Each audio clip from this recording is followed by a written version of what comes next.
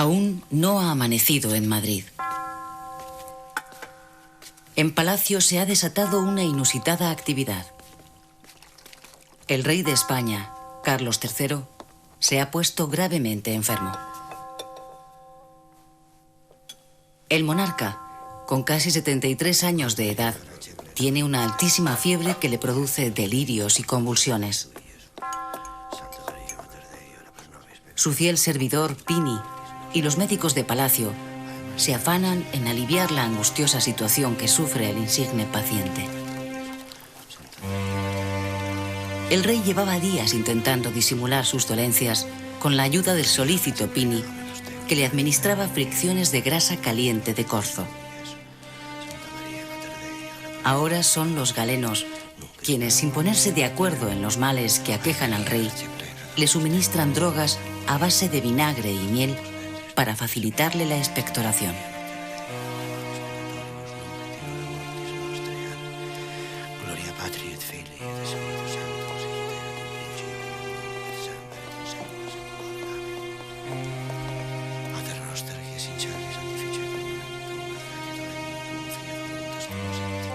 Pero el anciano rey sostiene su más agitado combate con una profunda soledad que había empezado a gestarse desde mucho tiempo atrás y que le ha perseguido hasta el crepúsculo de su vida.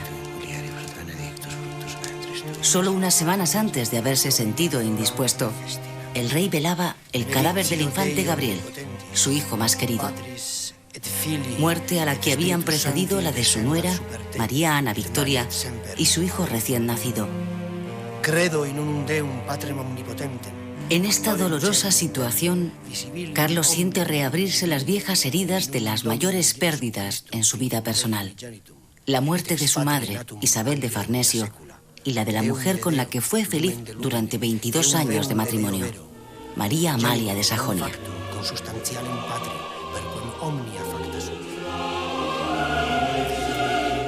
Mi corazón se halla penetrado del más extremo dolor y en la mayor aflicción por la pérdida de lo que más amaba en este mundo. Gracias a Dios, yo no he conocido nunca más mujer. A esta la amé y estimé como dada por Dios. Y después que ella murió, me parece que no he faltado a la castidad aun en cosa leve.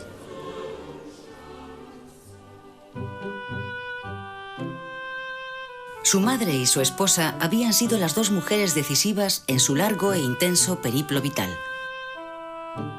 A su madre, Isabel de Farnesio, no solo le debía la vida, sino una esmerada educación y el empeño de su gran capacidad para la intriga política, que no ahorró esfuerzos hasta conseguir para él, su primogénito, su querido Carleto, el trono de Nápoles, Sicilia, la tierra en la que ella había nacido.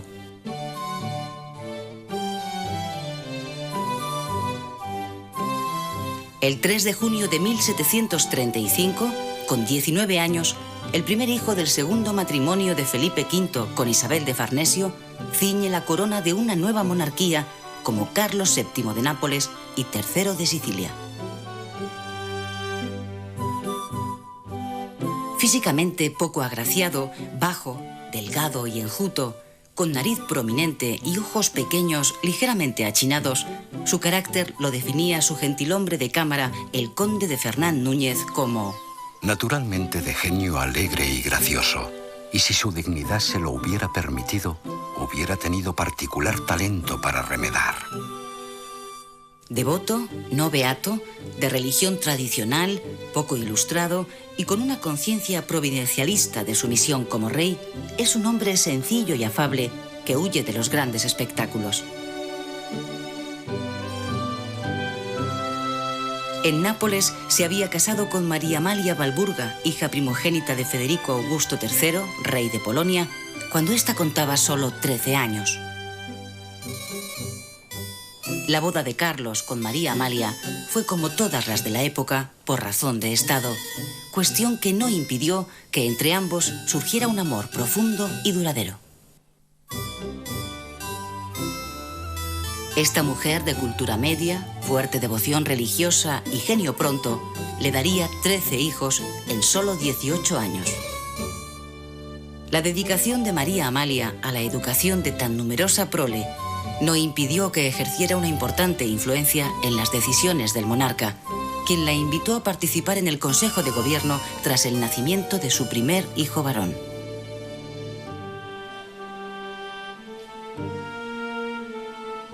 La prematura muerte de María Amalia, a los pocos meses de llegar a Madrid, hará que el rey renuncie de por vida a un nuevo matrimonio.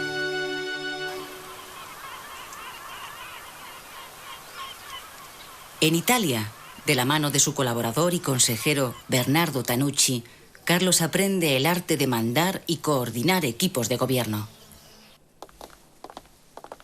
Conoce la realidad de la política internacional y los límites que impone a la política interna. Hace las primeras guerras y experimenta en primera persona sus consecuencias. Pero sobre todo, emprende un programa de reformas que con sus luces y sus sombras tendrá una nítida expresión en el ámbito cultural, donde se sitúan los mejores logros del reinado carolino en tierras italianas.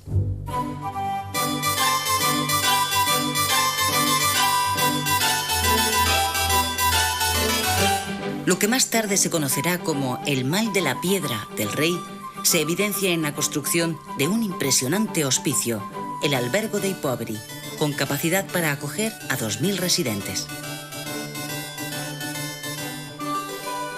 A pesar de la escasa pasión que Carlos siente por la música, no ignora que Nápoles es la capital europea de la ópera y la dota con el magnífico Teatro de San Carlo, en el que se sintetizan la tradición nobiliaria y los nuevos aires de la Ilustración.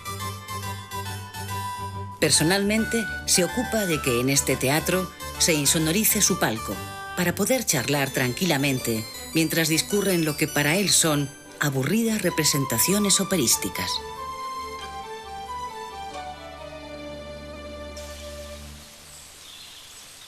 Pero si alguna construcción puede considerarse imponente, esta no es otra que el Palacio Real de Caserta, encargado al reconocido arquitecto napolitano Luigi Vanvitelli, en el que también participa Francesco Sabatini, quien años más tarde emprenderá una obra paralela en Madrid.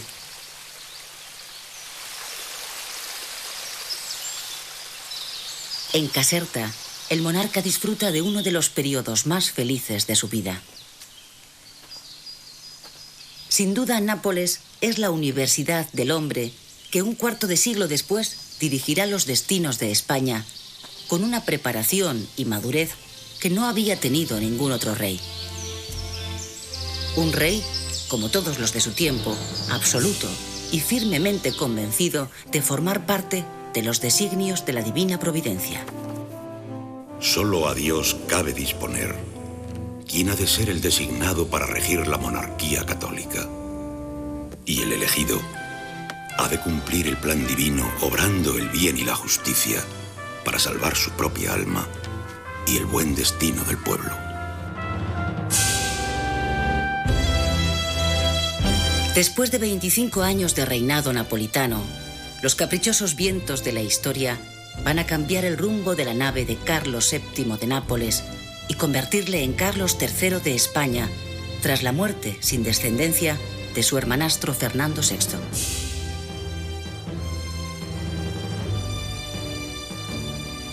Una impresionante escuadra parte de Nápoles rumbo a una España que estaba ciertamente esperanzada con la llegada del nuevo monarca.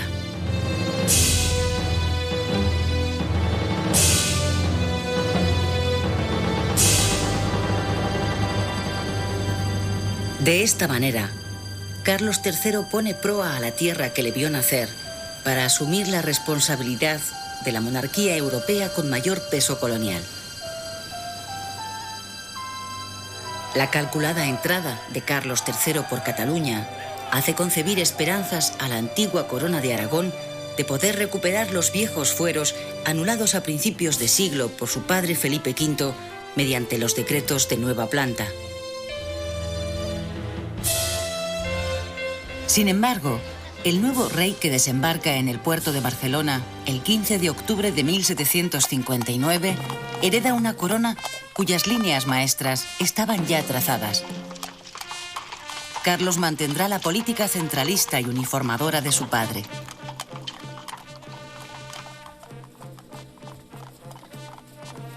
El rey, que cuenta ya 44 años, porta en su equipaje, además de madurez y experiencia, un acreditado prestigio internacional.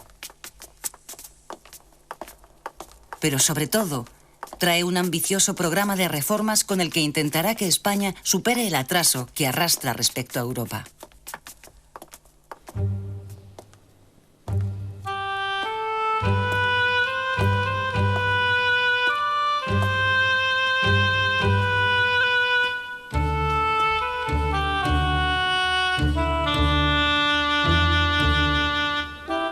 Su madre, Isabel de Farnesio, puede al fin disfrutar la realidad de un sueño largamente acariciado: la de ver a su primogénito en el trono español.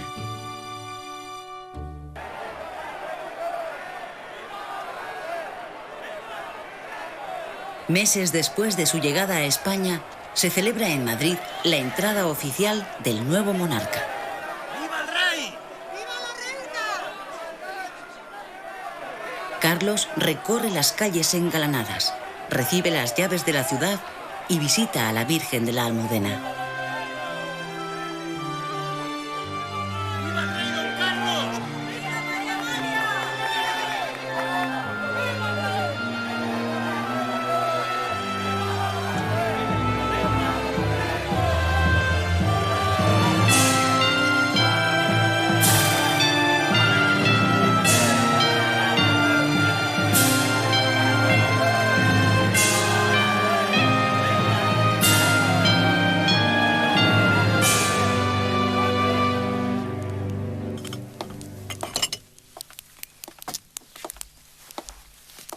Ni las medicinas, ni las reliquias de los patronos de Madrid, San Isidro y Santa María de la Cabeza, que junto a otras el monarca ha ordenado colocar a los pies de su cama, logran recomponer el frágil estado de salud del rey.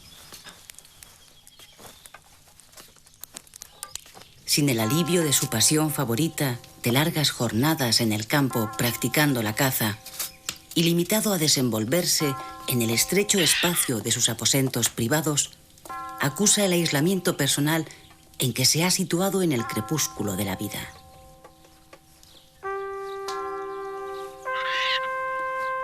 Ha sobrevivido a tantos de sus hijos, a sus hermanos, a tantos amigos fieles y servidores leales, que percibe como verdaderas punzadas la larga lista de ausencias. Ausencias que devienen en presencias amargas y le devuelven a ese punto del pasado que había marcado definitivamente no solo su vida personal, sino las propias tareas de gobierno.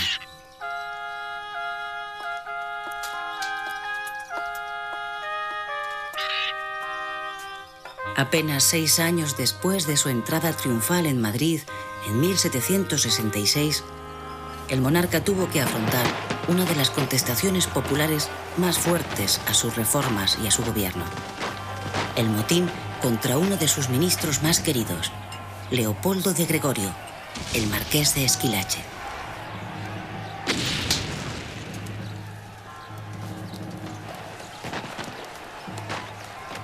¿A qué tanta afrenta a quien solo procura su mayor felicidad?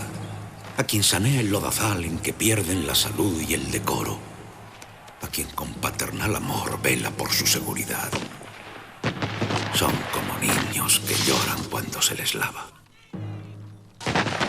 Es Domingo de Ramos y en Madrid estalla la primera revuelta en la que miles de personas se dirigen a pedradas a la mansión del ministro de Hacienda, el marqués de Esquilache, para continuar después hacia el Palacio Real.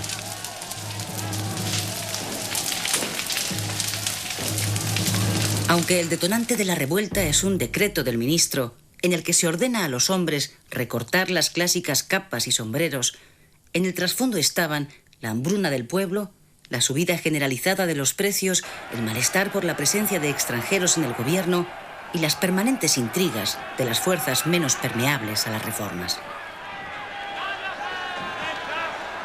De ahí que las algaradas no se circunscriban solo a Madrid, sino que se propaguen por decenas de ciudades más. Al día siguiente la tensión alcanza su punto más álgido y se registran los primeros enfrentamientos con la Guardia Valona, una tropa extranjera aborrecida por los madrileños. La revuelta termina el Martes Santo, tras el compromiso real de acceder a las exigencias de los amotinados, con un balance de 40 muertos.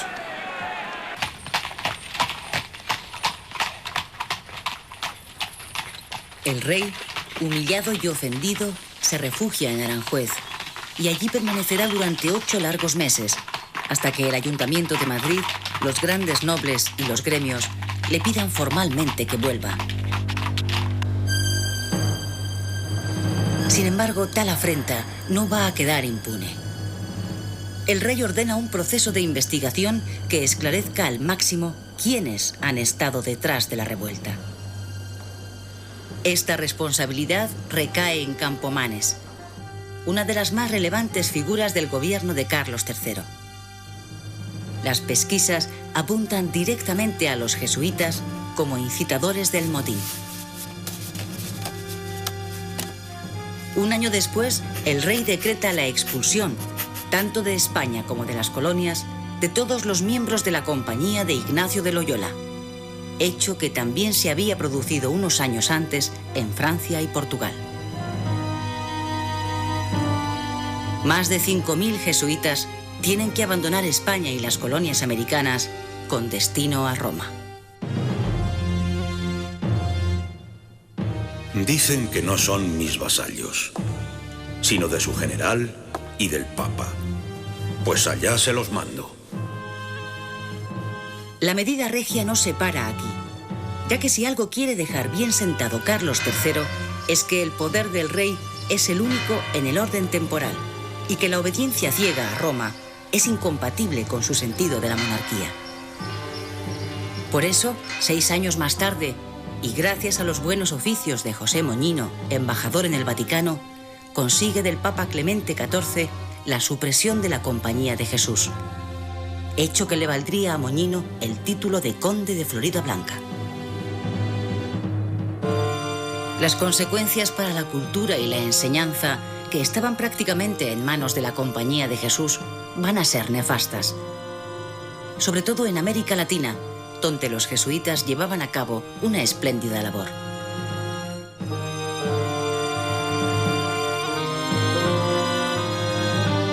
En cualquier caso, la confrontación con la Iglesia del gobierno carolino será una constante a lo largo del reinado, sobre todo por las permanentes tensiones con la Inquisición.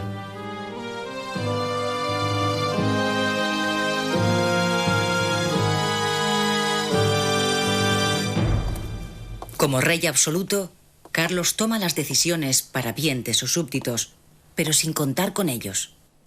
El soberano, desde la cúspide, ejerce como todopoderoso e incontestable. Él es el nervio de las reformas, aunque necesita técnicos dispuestos a llevarlas a cabo. Muy a mi pesar, he de hacer cambios. Y ya que así ha de ser, elegiré entre los mejores del reino a los más capaces y más dignos de confianza para llevar a cabo las reformas que contribuyan a la pública felicidad. A lo largo del reinado, Carlos III se apoyará en 3 pilares básicos, 3 hombres que encarnan el proyecto reformista: Aranda, Campomanes y Floridablanca. Pedro Pablo Abarca de Bolea, 10º conde de Aranda, empleará todas sus energías en la defensa de los viejos valores del linaje nobiliario al frente del Consejo de Castilla. Con esta designación, el rey trataba de blindarse ante las resistencias de los nobles. Pero van a ser los representantes de la baja nobleza quienes tendrán mayor presencia en los puestos decisivos de la administración, hasta el punto que uno de ellos, Pedro Rodríguez de Campomanes, será el ideólogo de las reformas de Carlos III. El otro gran pilar reformista en el que se apoya el rey es José Moñino, conde de Floridablanca. Un verdadero tecnócrata y, sin duda, el hombre más poderoso de España en los últimos 11 años del reinado. Estos hombres, aunque corrigen abusos e introducen innovaciones en la mayor parte de las instituciones, no llevan nunca sus reformas hasta el final. Pese a su incuestionable voluntad renovadora, no fueron suficientemente audaces para hacer de los innumerables proyectos algo más que papel mojado.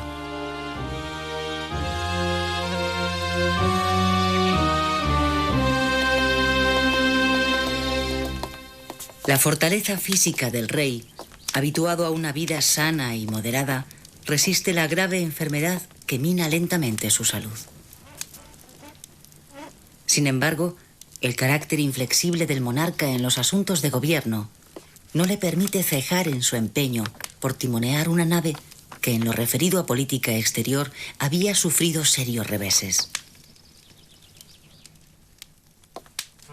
Perseguido por la obsesión de defender las colonias americanas de los deseos de las demás potencias europeas y la pugna permanente con Inglaterra, puntales de la política exterior del reinado, Carlos dirime junto a Floridablanca y el ministro de Marina las consecuencias de las decisiones adoptadas y, sobre todo, las frías relaciones que en este momento se viven con la vecina Francia.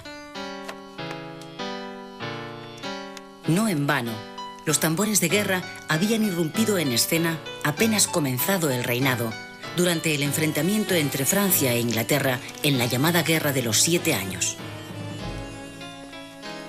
En aquel momento, Carlos optó por la alianza con los Borbones franceses, firmando el tercer pacto de familia, seguro de que las armadas de ambos países unidas podrían contener a la potente escuadra inglesa.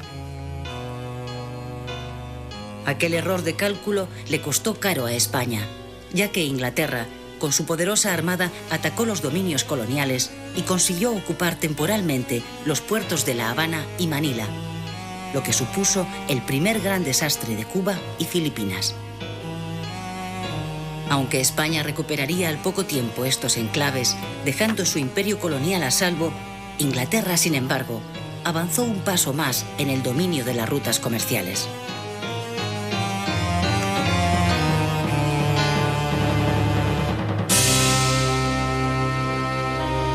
Los esfuerzos del rey por mantener una vitalidad que la propia naturaleza le niega son inútiles.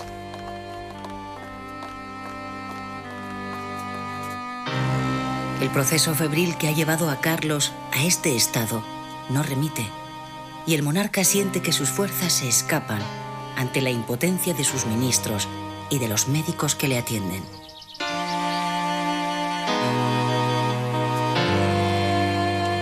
El convulso y en ocasiones desafortunado recorrido de la monarquía española por los vericuetos internacionales se revolvía ahora en la memoria de un rey anciano y extenuado en su vertiente más dramática. No he deseado ni deseo nada de nadie, pero quiero guardar lo que la infinita bondad de Dios me ha dado y que nadie me lo inquiete ni me lo quite. Nunca estuvo en la voluntad del rey ensanchar las fronteras del imperio, aunque sí tuvo muy claro que de la buena gestión de las posesiones de ultramar dependía directamente la marcha de la metrópoli. La pugna con Inglaterra, que permanecía latente, tuvo un segundo capítulo. El escenario bélico se montó en las Islas Malvinas, un enclave estratégico para la navegación comercial en el cono suramericano, donde los ingleses tomaron el archipiélago y fundaron la colonia de Port Egmont. En esta ocasión, la vacilante actitud de los Borbones franceses en el apoyo a España provocó un serio enfriamiento de las relaciones con el país vecino, que continuarían prácticamente congeladas incluso después de la desaparición de Carlos III. El tercer conflicto con los británicos fue a causa del apoyo de España al proceso de independencia emprendido por las colonias inglesas de Norteamérica.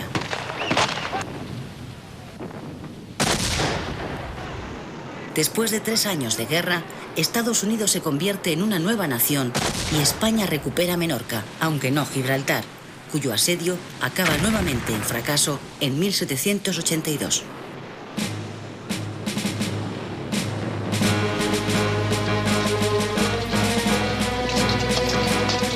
Este estado de confrontación bélica exigió llevar a cabo fuertes inversiones económicas para reforzar la seguridad militar en algunos de los más importantes enclaves estratégicos, como Cartagena de Indias o La Habana, y ampliar la disminuida armada. Los gastos militares llegaron a alcanzar las 2/3 partes del presupuesto nacional. Además, se elaboraron las ordenanzas militares para reorganizar los ejércitos y se crearon el himno y la bandera como reafirmación del concepto de nación española.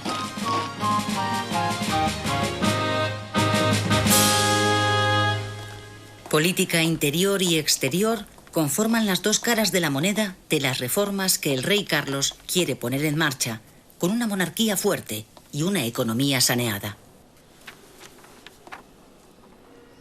Y si alguna medida es perentoria para este monarca, esa es la de dotar de buenos recursos materiales al país y acabar con los números rojos del erario público. Es imprescindible, pues, recaudar más dinero y para conseguirlo se acomete una reforma de la administración de la Hacienda que se concreta en mejoras técnicas de la administración fiscal, impuestos indirectos a la actividad económica, la emisión de vales reales en tiempos de guerra, la creación del Banco de San Carlos y la introducción de la Lotería Nacional. Se procede a efectuar el sorteo de la lotería correspondiente al día de gracia de 17 de marzo de 1766, bajo los auspicios de Su Majestad, el Rey Carlos III. Pero además, hay que crecer y ensanchar el mercado para atender los gastos. Producir y vender cuanto más mejor. Ese es el objetivo. Y cuando de crecer se trata, hay que crecer, en primer lugar, demográficamente. A lo largo de la segunda mitad del siglo XVIII, la población española pasa de 9,5 millones a 10,5 millones de habitantes. Este crecimiento fue posible gracias a la mejora de la atención sanitaria y la higiene pública, además de la aplicación de políticas de promoción de la natalidad, inmigración y repoblación, como las dirigidas por Pablo de Olavide en Sierra Morena. Asimismo, es fundamental la producción de alimentos, y para ello, los sectores de actuación preferente van a ser la agricultura, la ganadería y la pesca. Los planes en agricultura se concretan en la mejora de los riegos, las comunicaciones fluviales y la construcción de nuevos pantanos. Además, se liberaliza el comercio y el precio del grano, se reparten tierras municipales, se intenta despojar a la mesta de sus privilegios y se fomenta la pesca de altura. Pero sobre todo, el crecimiento se deja sentir en el ámbito de la manufactura y el comercio. Se incentiva el desarrollo de las fábricas, se promociona una mayor flexibilidad laboral y se anima a la industria rural, militar y textil. La necesidad de conseguir una balanza comercial favorable marca las directrices de la política mercantilista. Con este objetivo se promulga un reglamento que va a permitir que 13 puertos peninsulares puedan comerciar libremente con América. De esta manera, se elimina definitivamente el monopolio andaluz en el comercio americano y la pujante periferia comienza a beneficiarse del nuevo marco colonial. Además, el comercio interior se vigoriza con la mejora y ampliación de la red viaria de carácter radial que comunica Madrid con las principales ciudades españolas. Con todo, la política económica reformista no supera las contradicciones de partida, al no alterar las bases económicas de las clases privilegiadas. Ellas continuarán siendo la élite de la nación y el objetivo es prepararlas para que sean una buena clase dirigente. En cuanto a la política social, el gobierno de Carlos III pretende fundamentalmente crear una clase intermedia capaz de situarse a la cabeza de la generación de riqueza.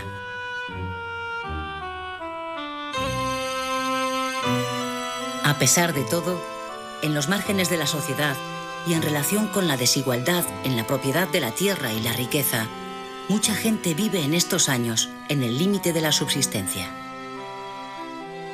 Unos 100.000 pobres constituyen la sombra delatora de las contradicciones sociales del reformismo de Carlos III.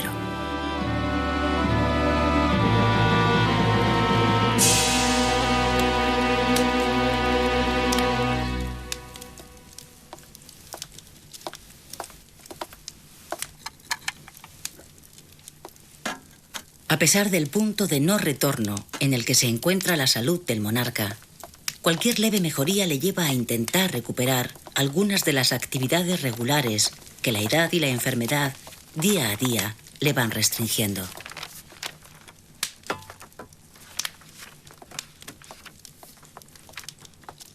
Carlos había sido siempre un hombre de costumbres fijas.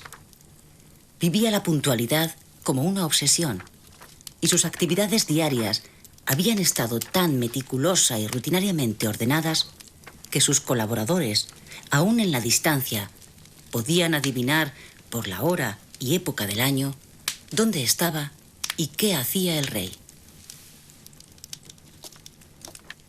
Debido a la progresiva limitación de sus capacidades físicas, encuentra en la revisión de algunos de sus más queridos proyectos una forma de reconciliación con el pasado mientras agota el ya escasísimo futuro.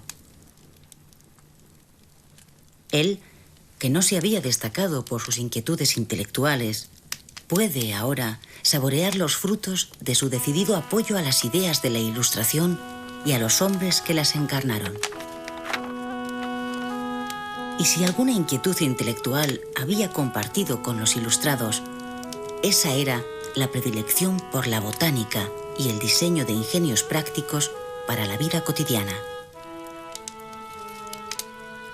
En cualquier caso, la indiscutible pasión del monarca había sido la caza.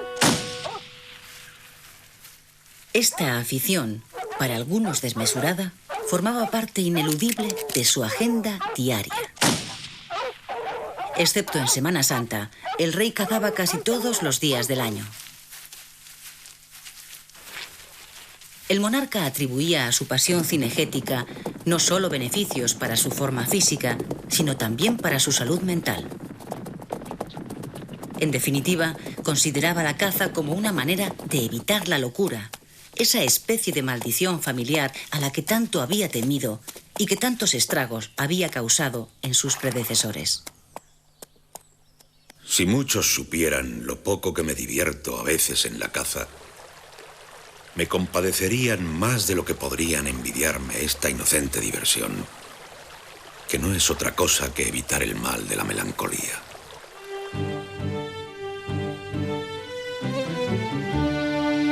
El rey huía de los bailes, la música, el teatro, los juegos o los toros, en claro contraste con las preferencias lúdicas de la alta sociedad de su tiempo.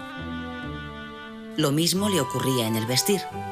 Amante de la sencillez, el monarca prefería los trajes cómodos y sin lujos, distanciándose de la moda cortesana.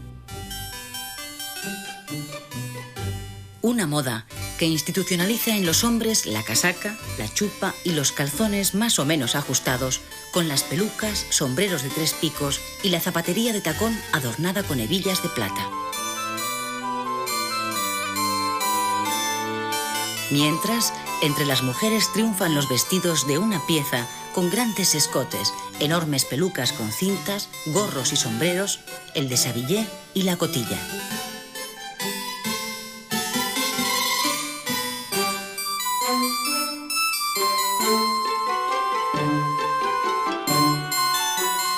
Aunque también en la moda se desarrollan 2 modelos contrapuestos. El petimetre, arquetipo del hombre feminizado y sofisticado, y el majo, que acabó siendo imitado por el esnobismo aristocrático.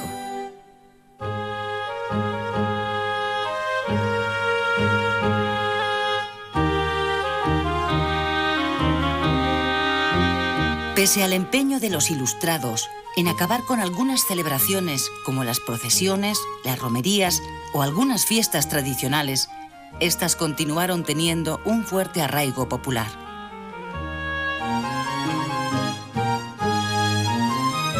En este tira y afloja entre tradición y renovación, algunos cambios empiezan a filtrarse en el corazón de la familia, que aunque mantiene fuertes sesgos jerarquizados y patriarcalistas, comienza a ser permeable y dejar paso a los sentimientos, con una mayor consideración hacia las esposas, además de aceptar las manifestaciones de afecto hacia los hijos como un valor social.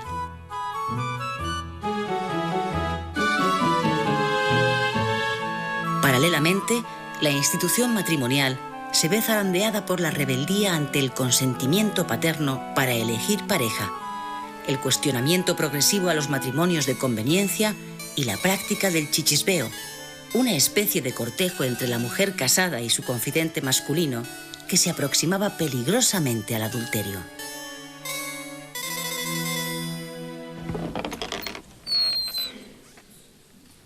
Por otra parte, los mejores logros de los ilustrados tienen su punta de lanza en las sociedades económicas de amigos del país y en el mundo periodístico, auténtico aliado de las nuevas ideas ilustradas, que a pesar de los escasos lectores y la fuerte competencia del púlpito, vive una etapa dorada. En el seno de las sociedades económicas tuvieron un lugar de privilegio autores de tanta trascendencia para las luces de este siglo como Gaspar Melchor de Jovellanos, cuyas obras están llenas de propuestas prácticas para la sociedad de su tiempo. Estas sociedades genuinamente españolas y carloterceristas, pese a todas sus limitaciones, estimulan una revisión crítica de la realidad nacional y son la foto fija del voluntarismo reformista. La investigación científica, orientada a realizaciones prácticas que reviertan en el crecimiento de la nación, da en este momento un salto significativo. Así, la botánica vive tiempos de gran pujanza. El Jardín Botánico de Madrid consigue un nivel comparable al de otros países europeos y las expediciones científicas se suceden de la mano de naturalistas como José Celestino Mutis.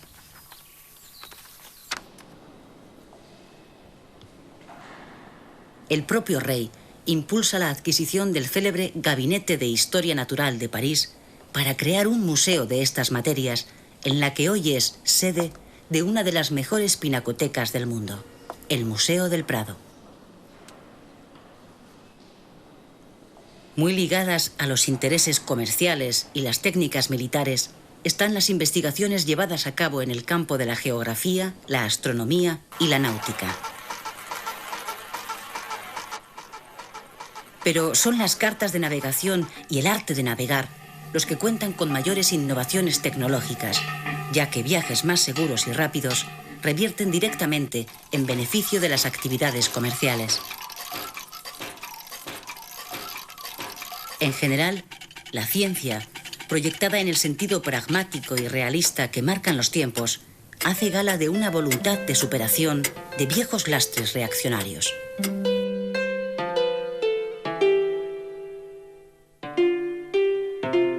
El arte, y en concreto la pintura, contaron con el apoyo directo del rey, que eligió como pintores de cámara al bohemio Anton Raphael Mengs, retratista de la familia real, y al italiano Giambattista Tiepolo, que se encargó de la decoración pictórica del Palacio Real.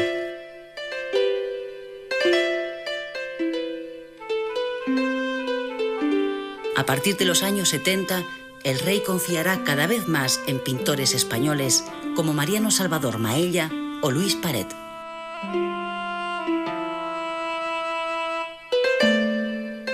A finales del reinado, Carlos llama a la corte al más genial de los pintores del siglo, Francisco de Goya, cuya impronta pictórica refleja con su inteligente mirada el mundo que le tocó vivir.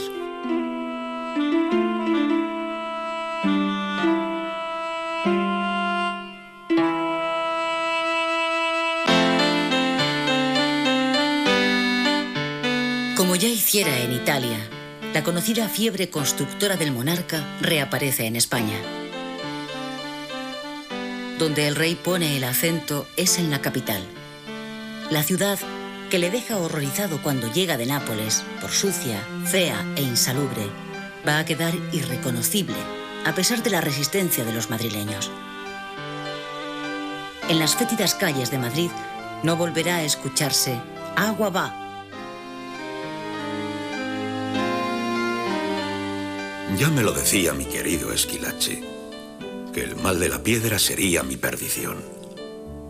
Pero ¿de qué otra manera se hace honor a la dinastía y se muestra la grandeza dentro y fuera del reino, sino con obras bellas y perdurables?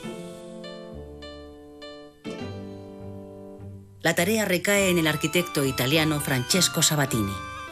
Conducciones de agua, alumbrado público, empedrado de calles, recogida de basuras o el traslado de los cementerios fuera de las iglesias sanearon una capital que tenía mucho de cloaca y sobre la que el rey puso todo su empeño para equipararla a las demás ciudades europeas.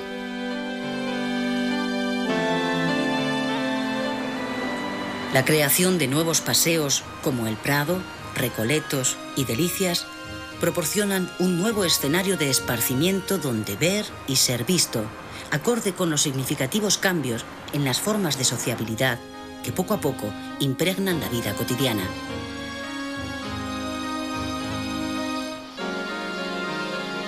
Además, numerosos monumentos y fuentes acompañan a un imponente programa decorativo que le valió al rey ser reconocido como el mejor alcalde de Madrid.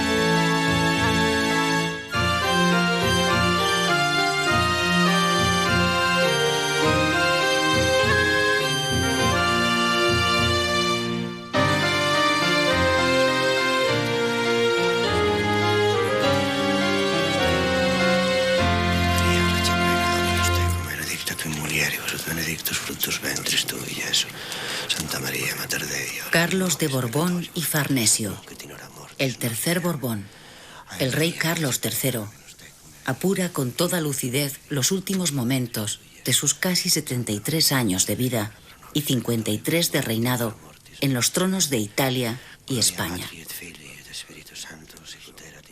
¿Qué dejo yo para que sienta morir, sino cuidados, penas y miseria?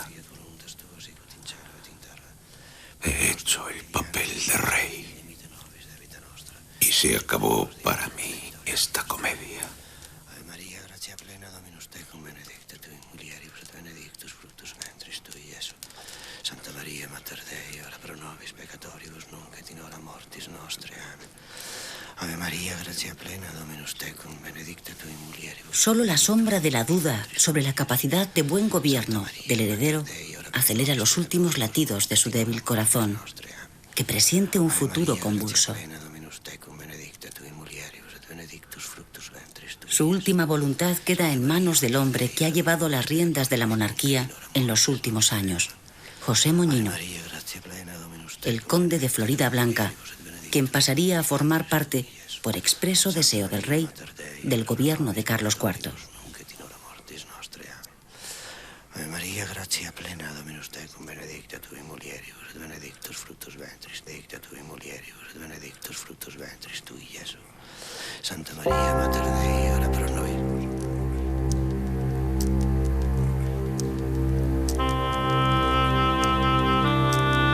Ave María, gracia. En su haber y para la historia quedan la grandeza y las limitaciones de su propio reformismo moderado, que le obligó a constantes y difíciles ejercicios para mantener el equilibrio entre lo nuevo y lo viejo, entre la innovación y la pesada losa de la tradición.